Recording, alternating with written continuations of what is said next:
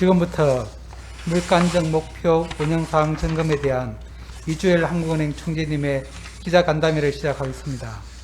이번 간담회는 송년 간담회를 겸하며 코로나19 예방 차원에서 온라인으로 진행하게 되었습니다. 그럼 물가 안정 목표 운영사항 점검에 대한 이주일 총재님의 설명을 듣겠습니다. 네, 오늘 기자간담회는 물가 안정 목표제 운영 상황 점검 결과를 설명드리는 자리입니다.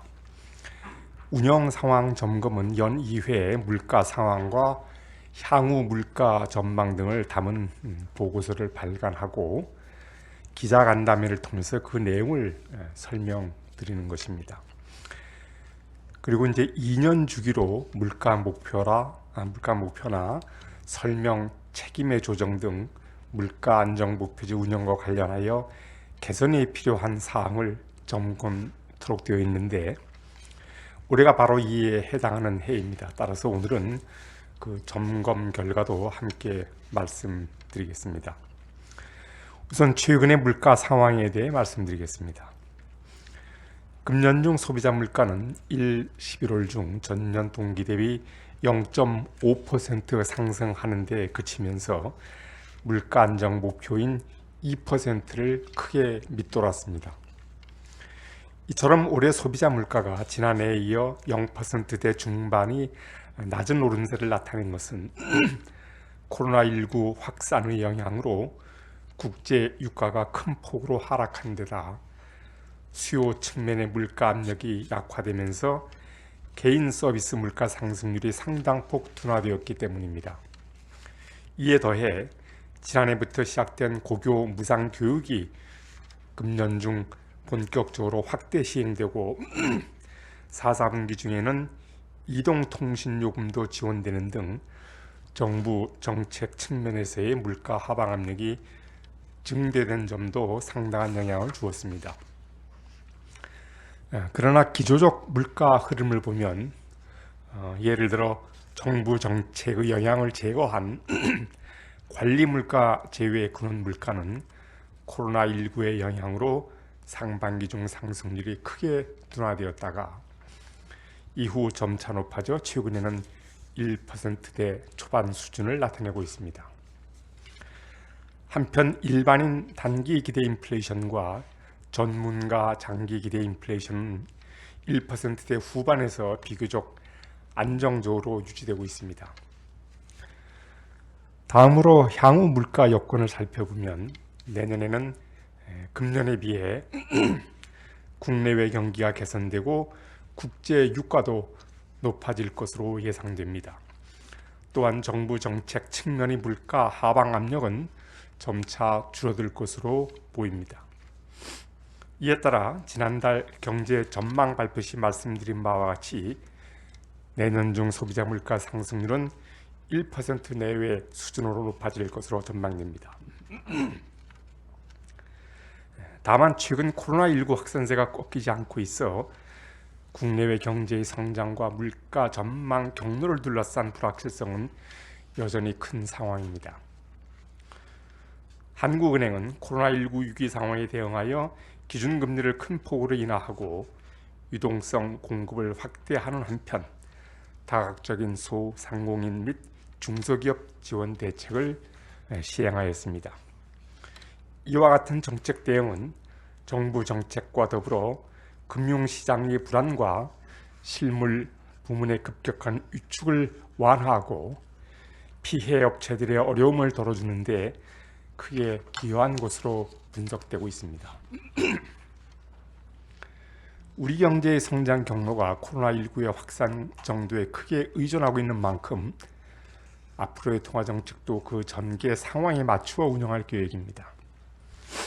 이러한 배경하에서 한국은행은 물가 안정 목표제 운영 개선에 필요한 사항을 종합적으로 점검하고 최근 정부와의 협의를 마쳤습니다. 점검 결과를 먼저 말씀드리면 물가 안정 목표의 수준, 설명, 책임의 이행 방식 등 물가 안정 목표제 운영 방식을 다음 점검 시까지 현행대로 유지하기로 결정했습니다.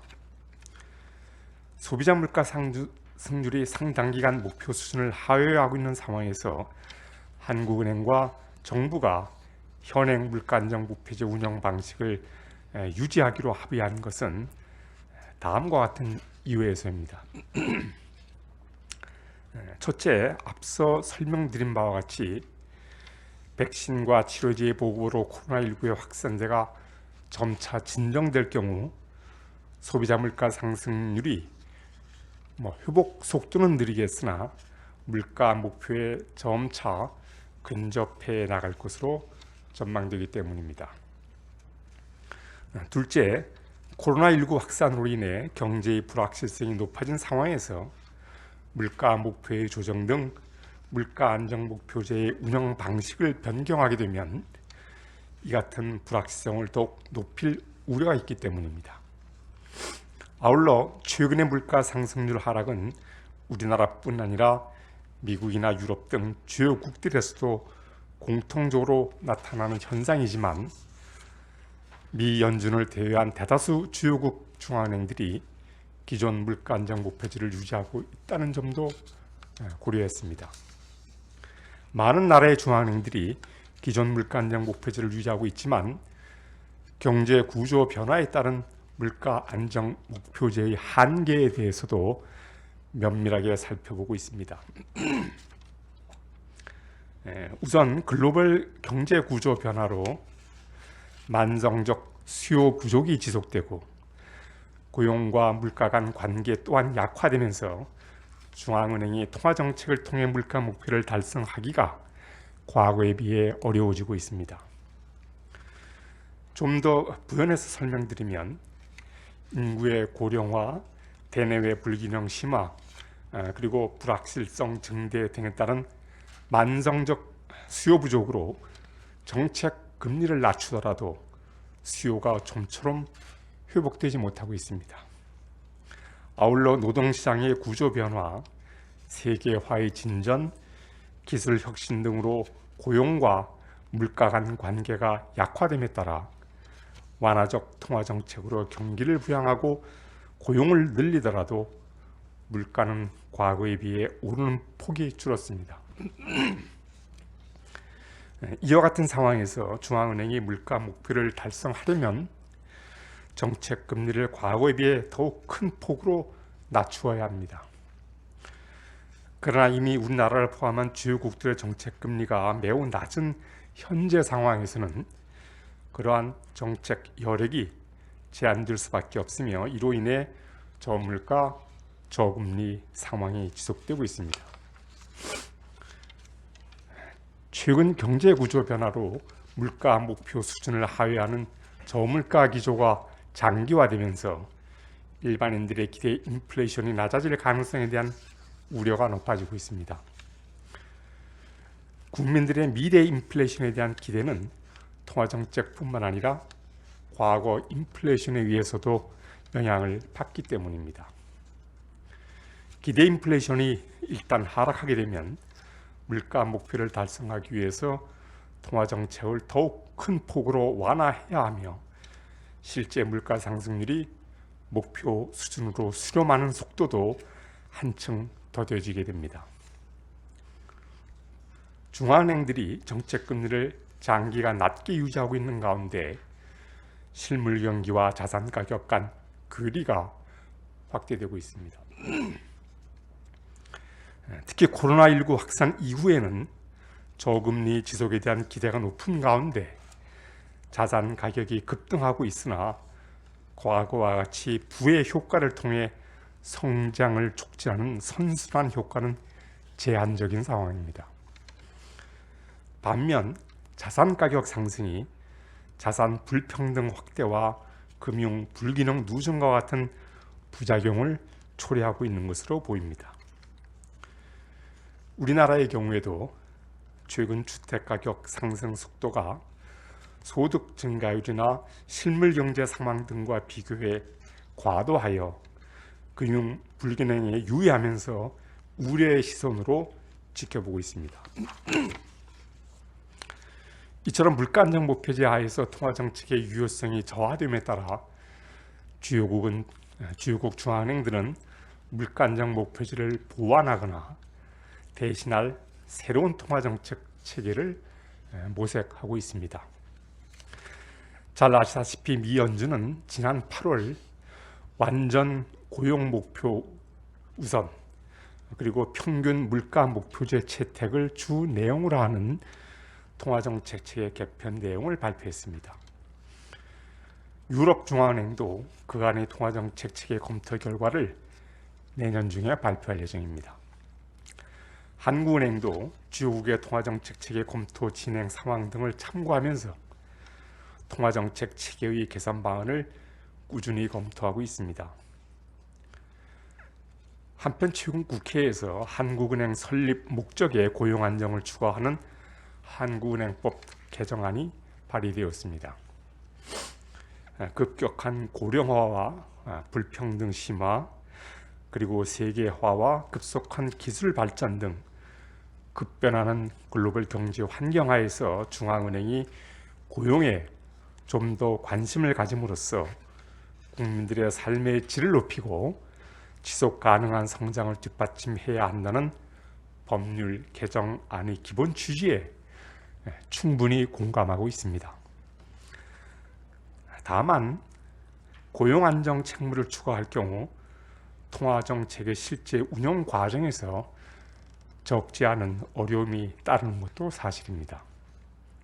예를 들자면 물가 안정과 금융 안정이라는 기존의 정책 목표에 고용 안정이 추가될 경우 기준금리라는 한 가지 수단을 통해 세 가지 책무를 동시에 달성해야 하는 상황에 놓이게 됩니다. 이 경우 정책 목표 간에 상충되는 상황이 발생할 수 있으며 정책의 일관성을 유지하기 어려워 자칫 중앙은행의 신뢰성 약화로 이어질 가능성도 배제할 수 없습니다. 앞으로 국회를 중심으로 관련 논의가 진행될 것으로 예상되며 한국은행 설립의 궁극적 목적인 국가 경제의 건전한 발전에 부합하는 최적의 방안이 모색되기를 기대합니다. 한국은행은 그 과정에서 주요국 사례를 참고하고 외부 전문가의 의견도 폭넓게 수렴하여 관련 논의에 적극 참여하도록 하겠습니다. 다가오는 새해에는 코로나19 위기를 수습하고 보다 희망적인 상황에 관하여 말씀드릴 수 있기를 기원해 봅니다. 감사합니다. 지금부터 질문을 받겠습니다. 기자들의 질문은 출입기자단 간사께서 취합해 대신해 주시겠습니다. 네, 안녕하세요. 저희 첫 번째 질문은 이데일리 원다영 기자, 브릿지 경제신문 유혜진 기자 질문입니다. 지난 11월 경제전망 당시에 내년 3% 성장 전망을 하셨는데요. 올 겨울까지 코로나 재확산이 이어지고 그 정도가 사회적 거리두기 1.5단계에서 2단계 수준을 전제로 했습니다. 하지만 이미 사회적 거리두기가 2.5단계로 격상이 됐고 3단계의 격상도 임박한 상황으로 보입니다. 이로 인한 경제 충격 정도는 어느 정도로 보시며 지난달 성장 전망 하향 조정이 필요하다고 보시는지 질문이 들어왔고요. 두 번째로는 최근 전셋값 상승에 대해 정부는 저금리를 원인으로 지적하고 있습니다. 이에 반해 지난달 금통위 의사록에 따르면 한은은 금리와 전세 가격 간 유의미한 인과관계가 없는 것으로 분석하고 있는 것으로 나타났습니다. 기준금리 인하가 전세 가격 불안 요인이라는 지적에 대해서 총재님은 어떻게 평가하시는지 부탁드립니다. 네, 정 기자님 지적하신 대로 앞으로의 경제 흐름에 가장 큰 영향을 주는 것이 이제 코로나19의 전개 상황이라고 하겠습니다. 그런데 최근 국내의 코로나19 전개 상황을 보면은 바로 지난달 전망 발표 시에 한국은행이 예상했던 것보다 그 상황이 좀 더 위중하고 또 좀 더 심각하다고 보여집니다. 그래서 그에 따라서 이제 사회적 거리두기도 당초 예상했던 것보다는 보다 강화되었습니다. 자, 그렇게 되면은 소위 소비, 특히 대면 서비스를 중심으로 소비가 당초 보았던 것보다는 부진한 흐름을 보일 것으로 예상할 수 있습니다. 지금의 확산세가 조기에 진정되지 않는다면 사회적 거리두기가 좀 광범위한 지역에 또 강도 높게 시행될 것이고, 그렇게 되면 이제 소비에 미치는 부정적 영향이 그 앞에 있던 두 차례의 확산기에 비해 당연히 클 것으로 그렇게 예상할 수 있겠습니다. 결국 이렇게 되면 이제 제가 좀 전에 말씀드렸듯이 대면 서비스가 불가피한 그러한 부분의 소비가 위축이 될 텐데, 구체적으로 말씀드리면 도소매업이라든가 음식, 숙박업 등 그런 비중이 타격이 큰데, 이 업종은 주로 고용 비중이 아주 높습니다. 그래서 이런 그 코로나 확산의 충격이 이러한 그 부문에 집중이 되면서 그 소위 취약계층, 영세 자영업자라든가 일용직이라든가 하는 취약계층의 어려움이 가중될 것으로 예상되어 참 저희들도 그 상당히 우려를 하고 있습니다. 제가 방금 언급했듯이 이제 감염병 확산세가 이번 겨울을 넘어서 그 좀처럼 꺾이지 않는다면 그로 인한 소비 축이 분명히 내년 성장률을 낮추는 요인으로 이렇게 이제 작용함에 틀림없을 겁니다. 그러나 이제 또 경기를 받쳐주는 또 다른 부문, 예를 들면 수출 같은 것을 보면 특히 반도체를 중심으로 수출은 회복세가 이어질 것으로 전망을 되고, 어찌 보면 코로나19의 글로벌 확산세가 좀 백신의 보급으로 생각보다 좀 빨리 진행될 수만 있다면 우리 그 수출은 또 생각보다 더 호조를 볼 수도 있겠다는 그런 기대도 해봅니다. 그렇지만 어떻든 최근에 코로나19 확산세로 인해서 지난달 전망 당시보다도 전망의 불확실성이 한층 높아진 게 사실입니다. 그래서 아무래도 우리 국내 코로나19 확산세가 올 겨울 중에 어떻게 좀 진행될지 그거를 좀 지켜본 후에 저희들이 좀 성장률 전망 조정 여부는 그때 말씀드리는 게 좋겠다 이렇게 생각합니다. 다시 말씀드리지만 거의 상당 우리 경제 앞날의 흐름은 회복세의 강도 여부는 코로나19 확산세가 어떻게 전개되느냐, 또 언제 진정되느냐, 거기에 어떤 상당 부분 영향을 받게 되어 있습니다. 네, 그리고 이제 기준금리 인하가 전세 가격 불안 요인이 아니냐고 하는 지적에 대해서 제가 말씀드리면, 제가 누차에 말씀드립니다. 이 전세 가격이라고 하는 것은 주택 가격과 마찬가지로 금리도 영향을 주죠. 그렇지만 금리 외에 다른 요인, 아주 대표적으로 수급 상황, 그리고 또 정부의 정책, 그런 아주 여러 가지 요인에서 영향을 이제 받게 됩니다.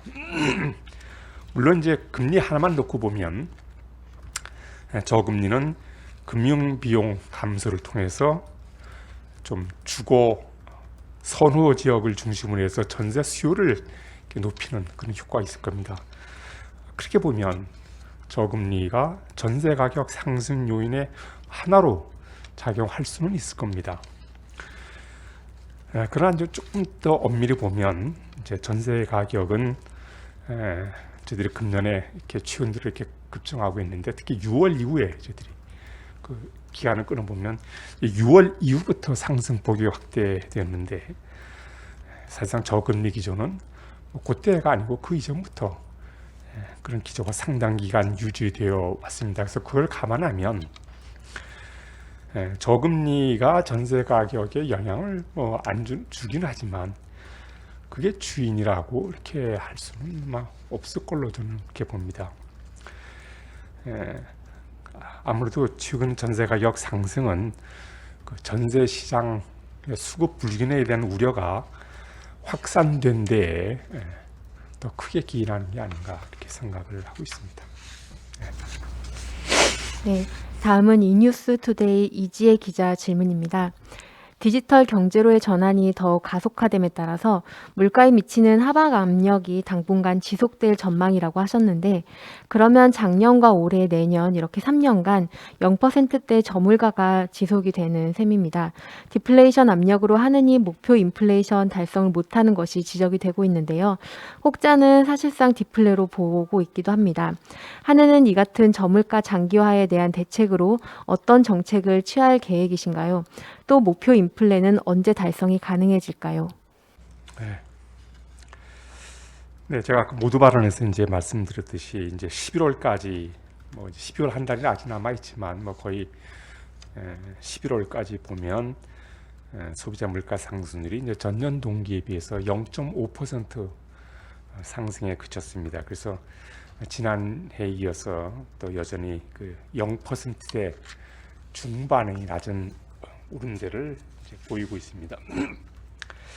이렇게 이제 물가 상승률이 낮은 요인은 뭐 여러 가지 있는데 뭐 저희들이 통상 요약해서 세 가지로 말씀드린다면은 우선 금년에 코로나19의 영향으로 수요 측면에서 물가 압력이 약화된 점을 이제 하나 들 수가 있겠고, 두 번째는 금년에 이제 국제 유가가 전년에 비해서 큰 폭으로 하락한 점, 그다음에 세 번째로는 고교 무상 교육의 확대, 또 이동통신 요금 지원 같은 어떤 정부의 복지 정책 강화 이런 것들이 한데 어우러져 가서 물가를 좀 그 물가 상승 압력을 낮춘 걸로 작용을 했습니다.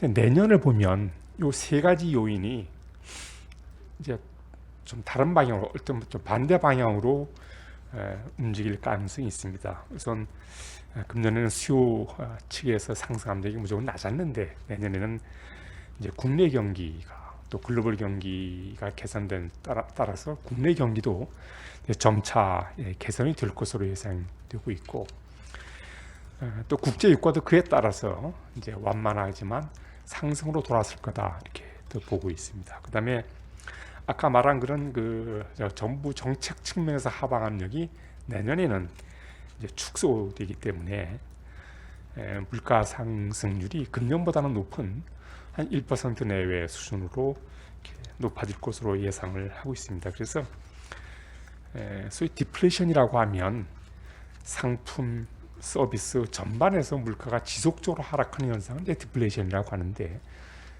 금년보다는 내년에 물가 상승이 더 높아지고 한 1% 남짓이 간다면 그걸 뭐 디플레이션 상황으로는 볼 수는 없을 겁니다. 그래서 물가가 뭐 이렇게 그 어떤 큰 폭으로 오르지는 않더라도 금년보다는 하방 압력이 줄어들어서 금년보다는 높은 상승률을 나타낼 것으로 저희들은 예상을 하고 있습니다. 그럼 이제 그 우리 물가 목표 2%를 설정하고 있는데 그 2%는 언제쯤 도달할 수 있겠느냐? 그는 저희들이 아까 제가 말씀드렸듯이 코로나19의 영향이 어떻게 되느냐에 따라서 우리의 성장의 흐름이 많이 달라질 거고, 이제 그에 따라서 물가 전망 또한 이제 불확실성이 상당히 높다고 봅니다. 그래서 뭐 언제 우리 목표 수준에 도달할 수 있느냐고 하는 것을 단정적으로 제가 말씀드릴 수는 없겠습니다만, 내년에는 1% 내외, 그다음에 또 그 다음에는 또 1%에 대한 중반, 저는 그렇게 이제 그 기조적인 흐름은 그렇게 갈 것으로 예상을 하고 있습니다. 그런데 워낙 과거에도 그랬듯이 그 외부 샥에 의해서 그 추세를 벗어나는 경우가 하도 있기 때문에 저희들이 뭐 단정적으로 언제 2% 간다는 말은 드리기 어렵지만은 하여튼 지금 그런 뭐 예상치 못한 샥을 일단 제외하고 본다면 1% 그다음에 1% 중반 수준으로 가지 않을까 이렇게 보고 있습니다. 네. 자, 그렇다면은 이제 결국은 한국은행은 그러면은 당연히 이러한 상황에서는 통화 정책을 이제 완화적으로 운용하는 게 불가피하죠.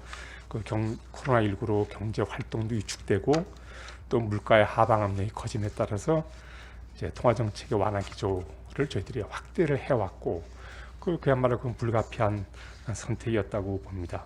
그래서 앞으로도 저희들은 그 경기와 물가 상황을 감안해 볼 때 완화적인 통화 정책 운용을 통해서 성장세를 빨리 회복시키는 게 이게 중요하다. 또 그에 따라서 그것이 중기적인 시기에서 그 물가가 목표 수준으로 안정될 수 있도록 하는데 그 긍정적으로 작용할 거다 이렇게 봅니다. 근데 제가 조금 전에 뭐 이렇게 물가 상황에 대해서 길게 설명드렸습니다만 사실상 이런 그 우리 물가가 낮은 물가가 그 수요 압력이 그 약한 것도 있지만 국제 유가라는 공급 측 요인, 그다음에 정부 복지 정책 강화 이런 것이 이제 복합적으로 작용하기 때문에 사실상 통화 정책만으로 물가를 목표 수준으로 끌고 가는 것은 한계가 있을 수밖에 없다는 것을 여러분이 다 인지하고 있는 사실입니다만 제가 다시 한번 이 자리에서 첨언을 드립니다. 네, 다음은 아시아경제 김은별 기자 질문입니다. 코로나 백신 접종이 시작되면서 일상이 회복이 되면 인플레이션이 닥칠 것이라는 그런 경고, 그리고 인플레이션이 닥치면 중앙은행의 손발이 묶일 수 있다는 지적이 나오고 있습니다. 반면에 여전히 코로나 회복 이후에도 물가 상승 기대감은 낮기 때문에 인플레이션 우려가 적다고 주장하는 전문가도 있는데요. 총재님께서는 어떤 쪽에 더 무게를 두고 계시는지 궁금합니다. 네, 그야말로 이제 좋은 질문을 주셨는데 지금 이게 소위 저희뿐만 아니고 거의 모든 나라의 중앙은행 그다음에 학계에서 이게 상당히 하나의 관심사, 하나의 또 이슈가 되고 있습니다. 지금 전례를 찾아볼 수 없을 정도로 완화적인 기조, 심지어 생각지 못했던 마이너스 금리까지 시행을 하고 이렇게 정말 예상치 못한 그런 강도로 통화 정책을 완화적으로 운용을 하고 있습니다. 그래서 이제 그것이 이런 소위 전염병 위기가 언젠가는 종식이 될 텐데 그 종식이 되면은 그때쯤에는 그 과도한 완화 조치를 일거에 되돌릴 수 없기 때문에 그 과정에서 어떤 소위 인플레이션, 물가 상승이 불가피할 거다. 하는 거는 주장이 또 많이 있습니다. 또 지금 질문에서 언급하셨듯이 그렇지 않을 거다 말이죠. 그게 과거와 같이 이렇게 곧바로 인플레이션으로 이어지지 않을 것이라고 하는 그 시각이 서로 이제 상반된 시각이 지금 있는 게 사실입니다. 그래서 이 어디까지나 제 개인적인 의견을 물어보셨는데 제 개인적으로는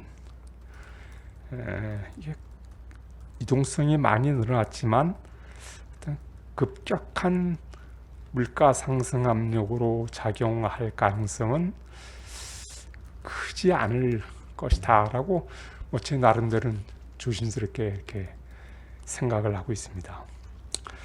물론 또 저는 배제할 수 있는 배제하기 어려운 건 사실입니다만 좀 어떻든 그런 우리가 인플레 확대를 우려할 정도의 물가 상승 압력은 좀 아니지 않느냐 이렇게 봅니다. 저희들이 어떤 워낙 그런 소위 팬데믹 이외에 정치 경제적으로 구조적으로 불확실성이 워낙 크다 보니까 사람들이 아무래도 이렇게 좀 과거와 같은 그런 쪽으로 작용하지는 않을 것으로 보고 있습니다. 그래서 저는 그렇게 생각을 하고 있습니다. 네, 다음 질문은 브릿지 경제신문 유혜진 기자 질문입니다. 경기 회복을 위해서 완화적 통화 정책이 불가피하지만 민간 소비가 살아나기보다는 주식이나 부동산 같은 자산 가격이 급등하고 있습니다. 앞서 총재님께서 모두 말씀에 설명을 주시긴 하셨는데요. 이에 대해서 좀 더 구체적으로 어떻게 평가하시는지 좀 부탁드립니다. 네, 제가 모두 발언에서 조금 제가 상당히 상세히 설명을 한 것 같은데 추가로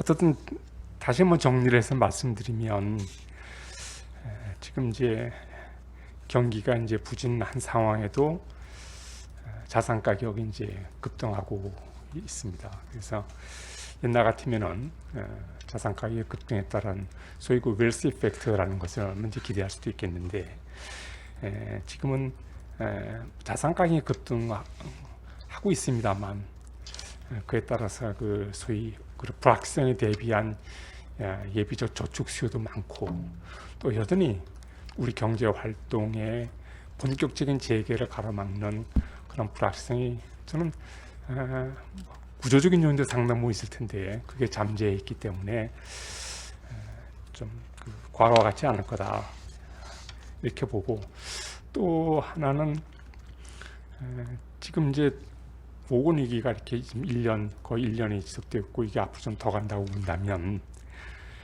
소위 어떤 불평등 정도는 아마 더 확대가 되지 않느냐 그때까지. 그래서 그러한 문제들이 또 좀 뭐라고 할까요? 앞으로의 어떤 그 본격적인 경제 회복을 좀 가로막는다고 할까. 그래서 지금 글쎄 제가 아까 그 모두 발언에서 했던 그 설명 그 이상의 덧붙일 만한 건 없을 것 같네요. 보니까. 네, 더 이상 질문이 없으시면 이상으로 기자 간담회를 마치도록 하겠습니다. 감사합니다.